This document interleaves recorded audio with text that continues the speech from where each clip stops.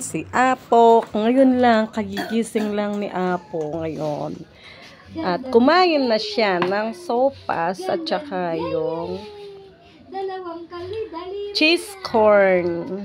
Kumain siya ng cheese corn, sopas at konting rice. Inubos na niya. Ayan. Wala nang laman kasi kagigising lang. Masarap ang tulog mo ngayon, no? No? Di ka man nagising, no?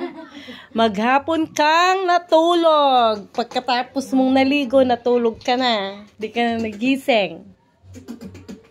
Yan, bukas, papagupit natin. Oh, nangangati na naman yung ulo mo. Si Apong mabale. Ayun, no? Si Apong ganda, no? Maganda ba si Apo? Sinong kamukha niya? Tito Noel. Uy, Tito Noel. Ilan taon na si Apo? Oh, eto kami ngayon, si Rian, ang kapitbahay namin. At eto naman si Melian. Laging nakatawa. At si Apo naman, eto gabi na kaming nagpapahinga dahil tapos na kaming naglaba. Eto po, si Apo ay nananahimik siya. Kumanta ka daw, Apo. Lakman. Bakit?